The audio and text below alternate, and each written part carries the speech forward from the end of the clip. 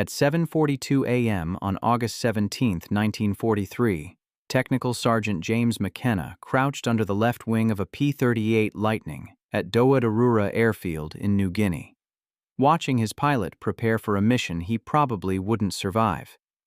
The pilot was Lieutenant Robert Hayes, 23 years old, 6 combat missions, 0 kills.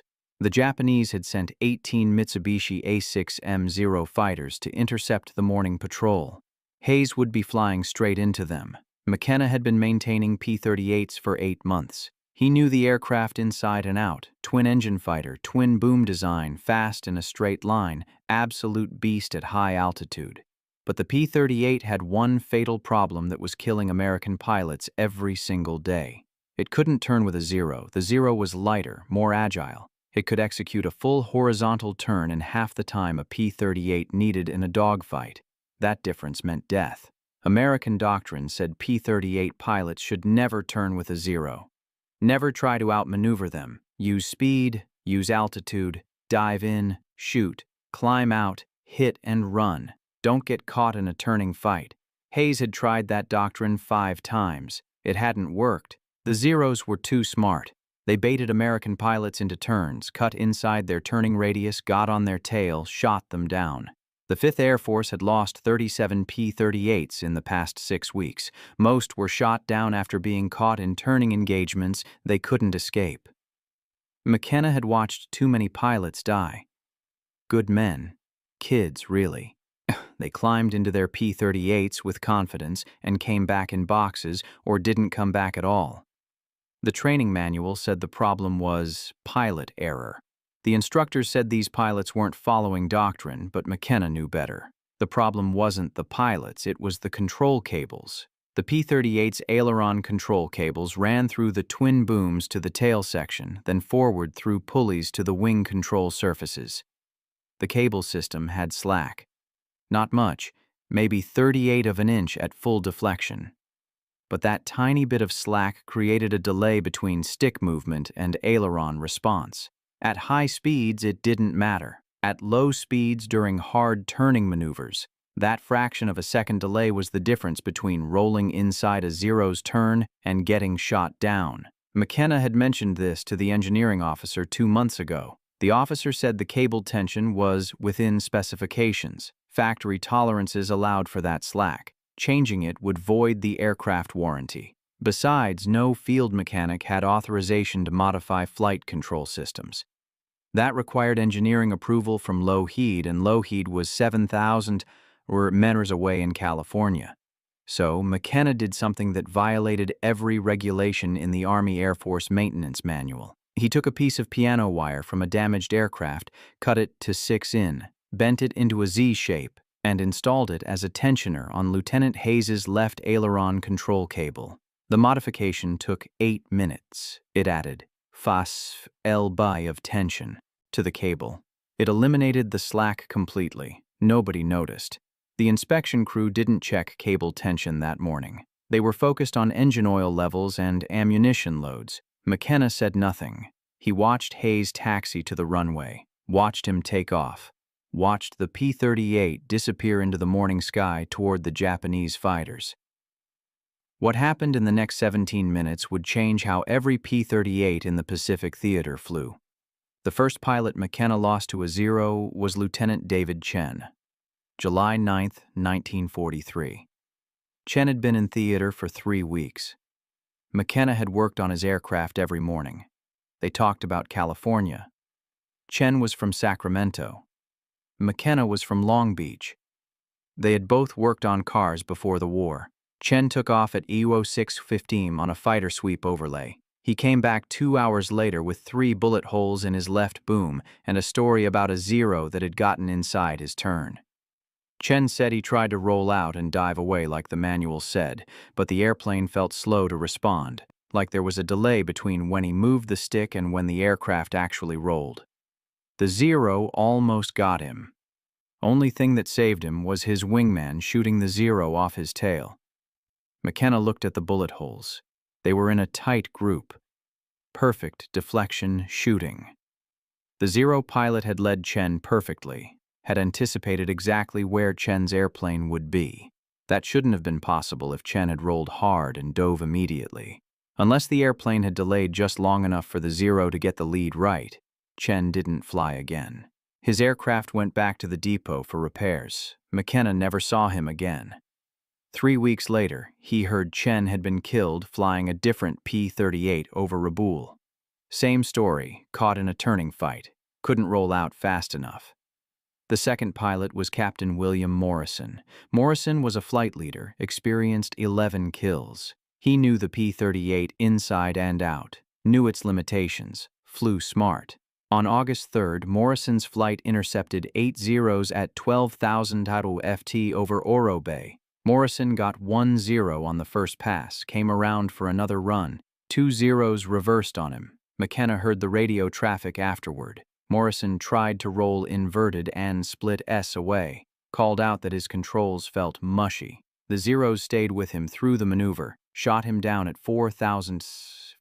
Morrison's wingman said it looked like Morrison's airplane wasn't responding fast enough, like he was fighting the controls. Morrison died in the crash. Morrison's crew chief was a friend of McKenna's, a guy named Rodriguez from Texas. Rodriguez was convinced there was something wrong with Morrison's aircraft. He checked everything after they recovered the wreckage. Engine settings, control surface rigging, cable tensions, everything was within spec. Nothing wrong with the airplane. The official report said pilot error. Rodriguez didn't believe it. Neither did McKenna. By mid-August, McKenna had watched 17 pilots die. Some he knew well. Most he'd only met briefly while doing pre-flight checks, but he'd worked on all their aircraft. Had signed off their maintenance logs, had watched them taxi out, watched them take off. Some came back, some didn't. The ones who came back told the same story. The P-38 felt slow to respond in hard maneuvering, like there was a slight lag between control input and aircraft reaction. Most pilots thought that was just how the airplane handled. Heavy fighter, big control surfaces. Some delay was expected. But McKenna knew that wasn't normal. He'd felt that delay with his own hands when he worked on the control cables. That tiny bit of slack in the system. He started paying attention to the sound the cables made when he tensioned them during maintenance. There was a specific tone, a sort of low twang when you plucked them. Loose cables sounded different than tight cables. McKenna could hear the difference. Every P-38 on the line had cables that sounded slightly loose, within spec, but loose. He mentioned this to Rodriguez one evening after Morrison died. Rodriguez asked what could be done about it. McKenna said, "Nothing official, but unofficially there was a solution. It just required braking regulations that could get them both court-martialed." The problem wasn't that American pilots didn't know what to do. They knew. Every briefing emphasized it. Every training flight drilled it. Never turn with a zero. Use speed. Use altitude. Hit and run. The doctrine was clear. The problem was that combat didn't follow doctrine. Lieutenant Robert Hayes had been in New Guinea for 2 months. 23 years old, farm kid from Iowa. He'd flown 6 combat missions and had 0 kills. Not because he was a bad pilot, because he followed the rules. And the rules kept putting him in positions where he couldn't get a shot. On his 3rd mission, Hayes dove on a 0 from altitude, built up speed to 400 mph, came in from the sun like the manual said. Got the 0 in his gunite, started to pull lead for deflection. The 0 snap rolled left and dove. Hayes tried to follow. His P-38 rolled into the turn, but felt like it was moving through mud. By the time his aircraft pointed where he wanted it, the 0 was gone. Hayes pulled out, climbed back to altitude. No shot fired. 4th mission was worse. Hayes and his wingman jumped 2 zeros at 15,000 ft. Hayes got the first burst off, missed. The 0 reversed hard, right. Hayes rolled to follow. His wingman called out 2 more zeros coming in from above. Hayes tried to roll back level and dive away. The airplane responded, but slowly, just slowly enough that one of the diving zeros got a 3C and burst into Hayes's right boom. 20 mm cannon shells. They didn't penetrate, but they scared Hayes badly enough that he broke off the engagement and ran for home with his engines smoking. 5th mission. Hayes watched his wingman die. The wingman's name was Lieutenant Thomas Parker, 21 years old, Boston. They'd gone through training together. On August 14th, Parker got separated from the formation during a dogfight over Finchhofen. 2 Zeros got on his tail. Parker tried everything. Rolled hard, reversed, tried to scissor. The Zeros stayed with him through every maneuver. Hayes heard Parker on the radio calling for help, heard the panic in his voice, heard him say his airplane wasn't turning fast enough, heard the gunfire, heard Parker scream. Then, nothing. Hayes didn't sleep that night. Neither did most of the squadron. Parker's bed stayed empty. His personal effects got packed up and shipped home. His P-38 was written off as combat loss. The maintenance log noted no mechanical issues. The official cause was pilot error during defensive maneuvering. McKenna had worked on Parker's aircraft the morning he died. Everything was perfect. Engine timing, control surface alignment, cable tension within spec. The airplane was fine. But Parker was dead anyway, and McKenna knew why. That fraction of a second delay in the controls, that tiny bit of slack that the manual said was acceptable. It had killed Parker just like it had killed Morrison and Chin and 14 others. The worst part was the smell. Every morning McKenna worked in the maintenance area. The smell of aviation fuel and hot metal and hydraulic fluid filled his nose. It was the smell of aircraft preparing for combat. Some of those aircraft would come back, some wouldn't. And McKenna would be there the next morning smelling the same smells, working on more aircraft, watching more pilots walk out to machines that couldn't respond fast enough to keep them alive. On the evening of August 16th, Hayes came to the maintenance area, found McKenna working on his assigned P-38. Hayes asked if there was anything McKenna could do to make the airplane roll faster. Anything at all. Hayes said he didn't care if it was regulation or not. He just wanted a chance. McKenna looked at Hayes, saw the fear, saw the desperation, saw a kid who knew he was going to die if something didn't change. McKenna told Hayes to come back in the morning. He'd see what he could do. McKenna worked alone that night. The maintenance hangar was quiet after 2,300 hours. Most of the crew had gone to sleep. The only sounds were the distant rumble of generators and the buzz of insects against the overhead lights. The air smelled like engine oil and tropical humidity. He pulled the inspection panel off Hayes's P-38 left boom. The metal was still warm from the day's sun. Inside, the aileron control cable ran through a series of pulleys toward the tail section. McKenna grabbed the cable with both hands and pulled. Felt the slack. Maybe 3/8 of an inch of play before the tension caught. His hands were covered in grease and his fingers achy from a full day of maintenance work, but he could feel that slack clearly. It was wrong. He knew it was wrong. The piano wire came from a salvaged P-38 that had ground-looped 2 weeks earlier. The aircraft was scrap, but McKenna had pulled useful parts before it went to the depot, including a 6-in piece of height-tensile piano wire from the rudder trim system. He'd kept it in his tool bag without really knowing why. Now he knew. He sat on the hangar floor with the wire and a pair of pliers, bent it into a Z shape. The wire was stiff, fought back against the pliers. His hand slipped twice, cut his thumb on the second try. The blood made the wire slippery. He wiped it on his coveralls and kept working. Took him 8 minutes to get the bend right. The Z-shape would act as an inline tensioner, would add just enough preload to the cable to eliminate the slack. Installing it was harder. The space inside the boom was tight. McKenna had to work with one hand while holding a flashlight with the other. The beam kept moving. Shadows jumped across the cable system, his shoulder wedged against the boom structure. The metal edge cut into his arm. He could feel sweat running down his back despite the night air. He disconnected the cable at the pulley junction. His fingers fumbled with the clevis pin. Dropped it. Heard it bounce somewhere in the boom. Spent 5 minutes feeling around in the dark until he found it. The whole time, his heart was pounding. If the engineering officer found him doing unauthorized modifications to a flight control system, he'd face a court-martial, possibly a dishonorable discharge, maybe prison time. but Hayes was going to die if McKenna didn't do something. He inserted the piano wire tensioner between the cable end and the pulley, reconnected the cable. The fit was tight. He had to force the clevis pin through. When it finally seated, he tested the tension by hand, pulled on the cable. No slack. The control surface moved immediately. Perfect. McKenna replaced the inspection panel, cleaned up his tools, wiped the blood off the wire and his hands, walked out of the hangar at 0115. The tropical night was humid and still. Somewhere in the distance he heard aircraft engines, Japanese night raiders probably. The sound made his stomach clench. He just modified a flight control system without authorization, used a non-standard part, violated at least a dozen regulations. If the modification failed during flight, Hayes would crash and McKenna would be responsible. But if it worked, Hayes might live. McKenna went to his bunk, didn't sleep, watched the ceiling until dawn.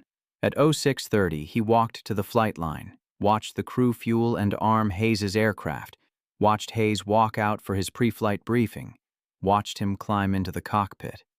At 0742, Hayes took off. McKenna stood on the flight line and watched the P-38 climb into the morning sky. Watched it join formation with 16 other aircraft. Watched them head northwest toward Japanese airspace, and then all he could do was wait. The engagement started at 0814. Hayes's flight of 4 P-38s intercepted 900 at $13,000 FT over the Huon Gulf. The morning sun was behind them. Perfect setup for a diving attack. Hayes was flying number 3 position. His element leader called out the bounce. They rolled in. Hayes picked a 0 at the back of the formation. Dove from altitude. Built speed to 300 mph. The 0 grew larger in his gun sight. Hayes could see the painted rising sun on the fuselage. Could see the pilot's head in the canopy. He pressed the trigger. The 450 caliber machine guns and single 20mm cannon hammered. Tracers reached out. Most missed. A few hits sparked off the 0's wing. Not enough. The 0 snap rolled right and dove. Hayes rolled to follow. That's when he felt it. The airplane responded instantly. No delay, no lag. The stick moved and the aircraft rolled immediately. Hayes had never felt his P-38 move like that. It was like the airplane had been waiting for his command and executed it the moment he gave it. He rolled 90 degrees in what felt like half the normal time. Got his nose down. The 0 was right there in his sight picture. He fired again. Fya 3 say, second burst.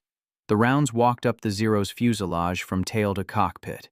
The 0's engine exploded. Pieces flew off. The aircraft rolled inverted and fell toward the jungle below, trailing black smoke.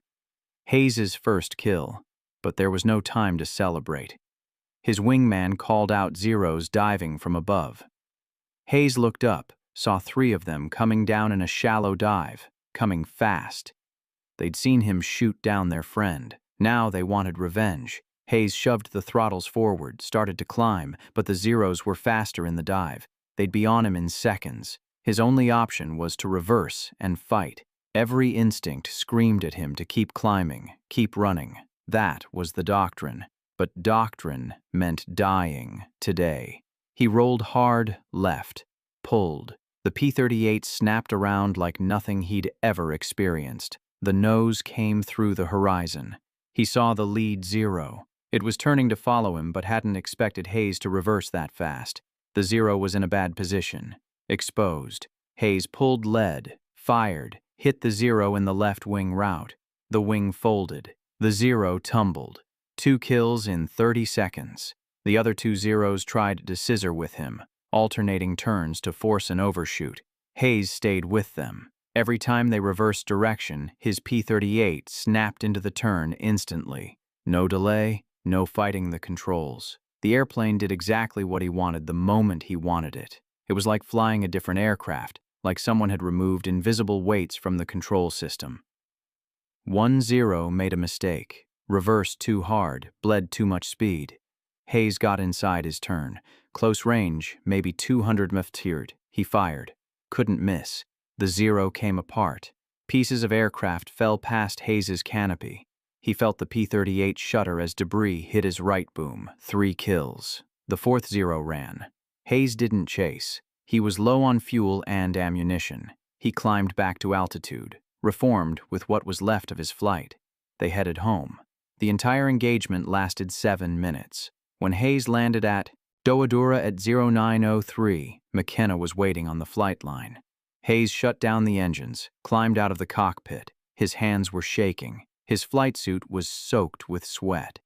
He walked straight to McKenna. Hayes said 2 words. It worked. What neither of them realized was that 6 other pilots had watched Hayes's engagement from altitude. Captain Frank Mitchell saw the entire fight from 15,000 ars. Mitchell was a flight leader in the 475th Fighter Group. He'd been watching Hayes's element engage the Zeros below when he noticed something unusual. Hayes's P-38 was rolling faster than any Lightning Mitchell had ever seen. The aircraft snapped through maneuvers like it weighed half what it should. Mitchell knew every pilot in the theater, knew their skill levels. Hayes was good, but not that good. Something was different about his airplane. After landing, Mitchell found Hayes in the debriefing room. Hayes was still amped up on adrenaline, hands shaking as he filled out the combat report. 3 confirmed kills. Mitchell asked him what was different. Hayes said he didn't know. His airplane just responded better today. Faster. Mitchell asked if maintenance had done anything to the aircraft. Hayes said he should talk to Technical Sergeant McKenna. Mitchell found McKenna in the maintenance area 2 hours later. McKenna was working on a different P-38. His hands were black with grease. His coveralls were stained with hydraulic fluid. Mitchell asked him directly, "What did you do to Hayes's airplane?" McKenna looked at him for a long moment, then told him, "The piano wire tensioner, the cable modification, the unauthorized change to the flight control system." Mitchell listened without interrupting. When McKenna finished, Mitchell asked if he could do the same modification to Mitchell's aircraft. McKenna said yes, but Mitchell had to understand the risks. The modification wasn't approved, wasn't tested.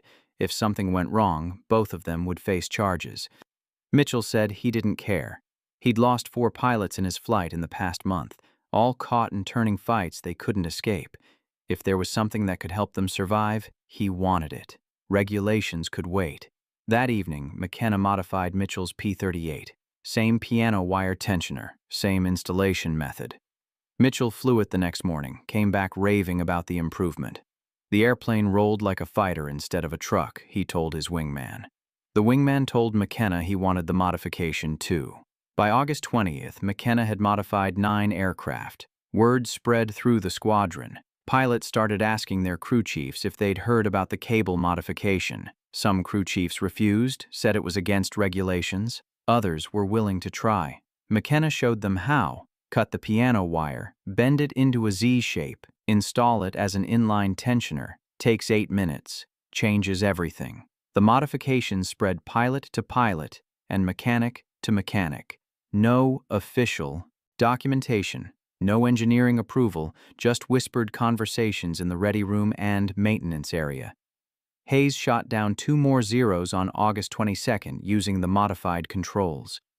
Mitchell got 3 on August 25th. Other pilots started coming back from missions with kills. The statistics were impossible to ignore. Lieutenant James Watkins was a crew chief with the 49th Fighter Group stationed at Guesop. He heard about the modification from a pilot who transferred from Doadura. Watkins was skeptical, but he tried it on 1 aircraft. The pilot came back from the next mission with his first kill after 8 weeks of combat. Watkins modified 4 more aircraft. Other crew chiefs in the 49th started doing it too. By early September, maybe 40 P-38s in New Guinea had the modification. The engineering officer at Doadura noticed something was different but couldn't figure out what. Control cable tensions checked out during inspections because the crew chiefs removed the tensioners before inspections and reinstalled them afterward. The pilots knew, the mechanics knew, nobody told the officers. The kill ratio started shifting. In July, American pilots in the Southwest Pacific lost 2 P-38s for every Zero destroyed. In August, it was 1. 3 to 1. By September, it was nearly even. Something had changed. but officially, nobody knew what. Then the Japanese noticed. Japanese fighter pilots first reported the change in late August. Flight reports from the 11th Air Fleet mentioned that American P-38s were maneuvering more aggressively, rolling faster into turns, reversing direction more quickly. The reports noted that tactics which had worked reliably for months were suddenly failing. Lieutenant Commander Saburo Sakai was one of Japan's top aces. 64 confirmed kills. He'd been fighting American pilots since Pearl Harbor. On September 3, 1943, Sakai engaged a P-38 over Wewak. He used his standard tactic, drew the American into a turning fight, waited for the P-38 to begin its roll, then snapped his turn back the opposite direction to get inside the American's turning radius. Except the P-38 reversed with him. Sakai had executed this maneuver dozens of times. He knew exactly how long it took a P-38 to roll, knew the timing perfectly.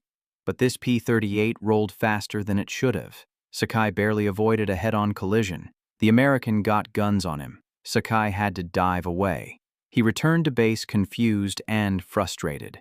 Other experienced Japanese pilots reported similar encounters. The Americans weren't flying differently. They were still using the same tactics, but their aircraft were responding faster, fractionally, but enough to matter, enough to disrupt the timing that Japanese pilots had learned to exploit. Japanese intelligence tried to determine what had changed. They examined wreckage from downed P-38s, found no obvious modifications. The aircraft looked identical to the ones they'd been fighting for months. The engines were the same. The armament was the same. Nothing visible had changed. What the Japanese didn't know was that the change was hidden inside the boom, a 6-in piece of piano wire that looked like original equipment. Even if they'd found it, they might not have understood its purpose. It wasn't a new weapon system, wasn't a new engine, just a minor modification to control cable tension. But that minor modification was killing their pilots. By mid-September, Japanese pilots were losing aircraft to P-38s at rates they hadn't seen since early in the war. The psychological impact was significant. For 2 years, 0 pilots had owned the sky in turning fights. They knew they could outmaneuver anything the Americans flew. That confidence was breaking down. Pilots who used to press attacks were becoming cautious, hesitant. They weren't sure anymore if their tactics would work. The Japanese tried to adapt. Some pilots stopped trying to get into turning fights with P-38s, used hit-and-run tactics instead, but that meant giving up their main advantage. The zero strength was maneuverability. Fighting like a P-38 meant fighting on American terms, and the P-38 was faster, more heavily armed, and could take more damage. Other pilots tried to compensate by being more aggressive, closing to shorter range before firing, taking more risks. But aggression without the ability to outturn the enemy just meant dying faster. Several experienced Japanese pilots were killed in September trying tactics that had worked perfectly in July. The fundamental problem for Japanese pilots was that they were fighting an enemy they couldn't see. They knew something had changed, but they didn't know what, and they couldn't figure out how to counter it. You can't develop tactics against a modification you don't know exists. By the end of September, the 11th Air Fleet had lost 38 fighters in combat with P-38s. American losses in the same period were 22 aircraft. The ratio had reversed. For the first time in the Pacific War, P-38s were killing Zeros at a better than 1:1 rate. Japanese command ordered pilots to avoid engaging P-38s unless they had significant numerical advantage. That order marked a turning point. The Zero had gone from hunter to hunted, and it all came down to a piece of piano wire that nobody was supposed to install. The modification never became official during the war. The Army Air Force Engineering Command learned about it in October 1943 when a maintenance inspector at Dowadura noticed inconsistent cable tension readings. He traced the discrepancies to the piano wire tensioners, wrote a report, sent it up the chain of command. The report sat on desks for 3 weeks while officers debated what to do. The modification violated regulations, but it was working. Fighter squadrons using the modification had measurably better kill ratios. Pilots were surviving. The question wasn't whether the modification helped. The question was whether to punish the mechanics who'd installed it without authorization or quietly approve it after the fact. In November, Lockheed sent an engineering team to New Guinea to evaluate the modification.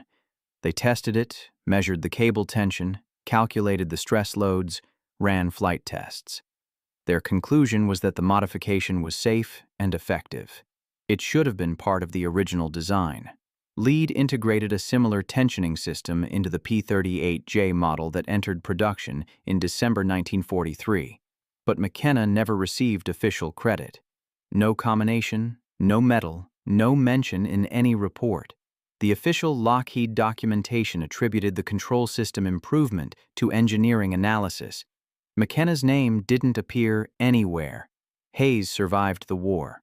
He flew 63 combat missions, shot down 11 Japanese aircraft, returned to Iowa in 1945, married his high school sweetheart, had 4 children, worked as a crop duster for 37 years. He never forgot what McKenna had done.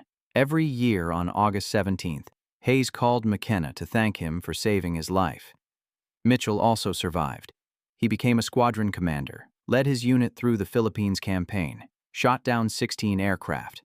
After the war, he stayed in the Air Force, retired as a colonel in 1963. He told the story of McKenna's modification to every young maintenance officer he supervised, made sure they understood that sometimes the best solutions come from enlisted mechanics who see problems the engineers miss. McKenna stayed in the Army Air Force until 1946, returned to California, went back to working on cars, opened his own garage in Long Beach in 1948. He worked on engines for 42 years. Never talked much about the war. When people asked, he'd say he was a mechanic.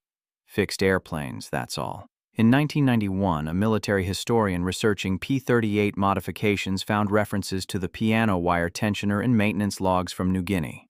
The historian tracked down McKenna through veteran registries. McKenna was 73 years old by then, still working part-time in his garage. The historian asked him about the modification. McKenna confirmed the story, said it wasn't anything special, just something that needed doing. The historian estimated that the modification may have saved between 80 and 100 American pilots' lives based on survival rate improvements in squadrons that used it. McKenna said he never counted. He just remembered the pilots who came back. Hayes, Mitchell, Watkins, the others. That was enough. James McKenna died in 2006 at age 88. He was buried in Pacific View Memorial Park in California. His obituary mentioned his service in World War II as an aircraft mechanic. It did not mention the piano wire tensioner, did not mention that he'd changed how American fighters flew, did not mention that he'd broken regulations to save lives. His garage in Long Beach is still there, different owner now, but on the wall in the back office there's a faded photograph. A young mechanic in coveralls standing next to a P-38 Lightning. The date written on the back is August 1943, New Guinea. That's how innovation actually happens in war. Not through official channels or engineering committees, through sergeants and mechanics who see problems, find solutions, and don't wait for permission to save lives. If you found this story as compelling as we did, please take a moment to like this video. It helps us share more forgotten stories from the Second World War. Subscribe to stay connected with these untold histories. Each one matters. Each one deserves to be remembered. And we'd love to hear from you. Leave a comment below telling us where you're watching from. Our community spans from Texas to Tasmania. From veterans to history enthusiasts, you're part of something special here. Thank you for watching, and thank you for keeping these stories.